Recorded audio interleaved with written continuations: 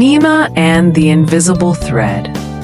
Nina was a cheerful little girl who loved everyone around her. Her parents, her grandma, her friends, and even her pet cat, Muffin.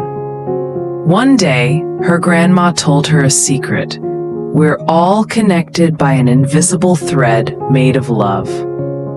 No matter how far we are, this thread keeps us close. Nina asked, "Even if you're not with me?" Grandma smiled.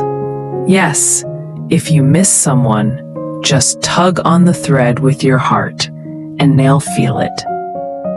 Days passed, and one morning, Nina found out Grandma had gone to live far away. She felt sad and missed her so much. Then she remembered the invisible thread. Nina closed her eyes, held her heart, and whispered, "I miss you, Grandma." Just then, the phone rang. It was Grandma calling. "Did you pull our invisible thread?" Grandma laughed.